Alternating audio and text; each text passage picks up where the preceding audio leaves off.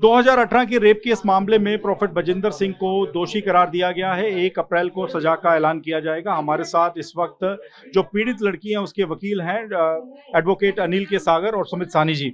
Sir, ये पूरा मामला है, इसकी आपने एक लंबी कानूनी लड़ाई लड़ी, इसको कैसे देखते हैं और आप कोर्ट का जो वर्डिक्ट आया उस पर क्या कहेंगे? देखिए, कोर्ट का वर्डिक्ट जो है उसे सीधा सीधा एक जो बिल्कुल 3 शब्दों की बात है कि न्याय की जीत है और लोगों को कानून में विश्वास रखना चाहिए। इस लड़की का कानून में विश्वास था और इसके विश्वास को, इसके हौसले को ही सलाम है हमारी तरफ से, क्योंकि हमें तो केसेस हमारे पास बहुत सारे आते हैं, पर बहुत सारे केसेस जो इस टेम्परेचर के, इस तरह के केसेस होते हैं, उसमें ठहर नहीं पाती हैं प्रोसिक्यूटर्स, ठीक है, या तो अपना बयान बदल लेती हैं या कुछ ऐसा होता है। तो इस केस में इस लड़की ने बहुत हौसला दिखाया।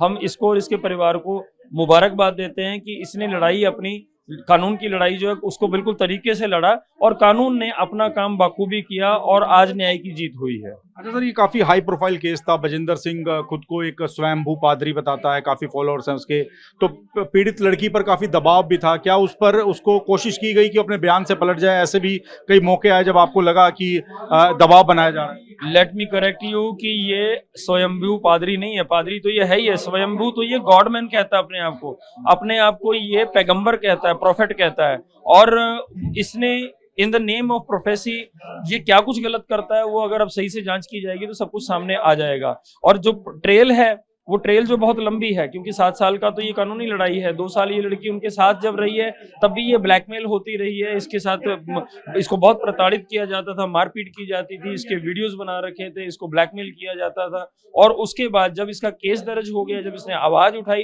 तो लगातार 7 साल से ये घर से घर बदलती जा रही है। इसका पीछा किया जाता रहा है, इसको पैसों से प्रलोभन दिया गया, लोगों को भेजा गया, इसके ऊपर कई तरह के दबाव बनाए गए, पॉलिटिकल प्रेशर भी आया, कई तरह के इनके ऊपर केस डाले गए झूठे, इनको मामलों में फंसाने की कोशिश की गई। सुमित सानी जी, आप बताइए कि और क्या कुछ इनके साथ। अच्छा सुमित सानी जी, ये बताएं कि ये पूरा वर्डिक्ट क्या है? कितने इसमें जो लोग हैं उनको बरी किया गया है और कितने, बजिंदर को तो दोषी करार दिया गया है, कितने लोगों को बरी कर दिया गया है? देखिए, कुल 7 लोग इसमें दोषी थे और उसमें से एक व्यक्ति की ऑलरेडी डेथ हो गई है। आज बजिंदर पास्टर के अलावा बाकी दोषियों को बरी किया गया है, जिनकी डिटेल जजमेंट 1 अप्रैल को आनी है, जिससे हम पता लगा सकेंगे कि जज साहब ने क्या वर्डिक्ट दिया। तो सर, अब आप लोग कितनी सजा की मांग करेंगे? 1 अप्रैल को जब पूरा जो सेंटेंस पे जब बहस होगी तो कितनी सजा की आप मांग करेंगे? देखिए, ऐसे केसेस में यूजुअली 10 से 20 साल की सजा होती है, लेकिन इस तरह के केस में जिसमें लड़की पर बारी बारी दबाव बनाया गया, बारी बारी उसके साथ क्रूरल्टी की गई,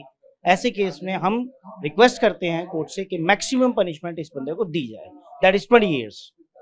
तो सर, इसके अलावा और भी कोई ऐसे मामले हैं, कोई पीड़ित लड़कियों ने आपको अप्रोच किया है कि आप इस लड़की की लड़ाई लड़ रहे हैं तो हमारी भी आवाज कोर्ट में उठाएं, हमारा भी मामला उठाएं? जी, हमारे पास एक FIR संबंधित और भी कपूरथला में इस पादरी के खिलाफ दर्ज हुई है, जिसमें कि अभी गिरफ्तारी होनी बाकी है और उस पीड़िता उम्र से कम है, माइनर है, जो कि दर्ज मामला अब कपूरथला में हुआ है। और उस लड़की को भी वुमेन कमीशन जाने के बाद, वुमेन कमीशन की इंटरफेरेंस के बाद जाके मामले में पॉक्सो एक्ट इनेक्ट की गई। तो सर, लेकिन पॉक्सो एक्ट में अब तक गिरफ्तारी नहीं हुई थी। हालांकि आज तो एक अलग मामला था, रेप का पुराना मामला, लेकिन पॉक्सो एक्ट में गिरफ्तारी ना होना तो दिखाता है कि काफी प्रभावशाली व्यक्ति है और कानून से बचता रहा है। जी बिल्कुल, ये बहुत ज्यादा टैक्टिक्स अपनाता है। इसका एक सिस्टम है कि जो मेरे खिलाफ आवाज उठाएगा, मैं उसके खिलाफ फर्जी कंप्लेंट्स दूंगा, फर्जी FIRs दर्ज कराऊंगा, जो कि सेम मैनर में अब ये पहले भी पीड़िता के साथ कर चुका है और अब भी करना चाह रहा है, क्योंकि लड़की के खिलाफ जो प्रेजेंट पीड़ित है,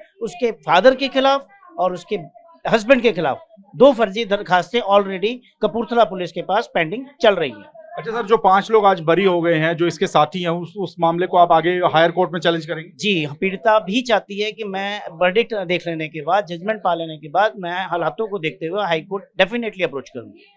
तो ये पीड़िता के वकील हैं जो सीधे तौर पे कह रहे हैं कि वो सख्त सजा की मांग करेंगे और जो 5 लोग जो कि प्रोफेट बजिंदर सिंह के साथी हैं, जिनको इस मामले में बरी कर दिया गया है, उसको भी वो हायर कोर्ट में चैलेंज करेंगे। मोहाली से कैमरामैन वीर सिंह के साथ मोहित मल्होत्रा, TV9 भारतवर्ष।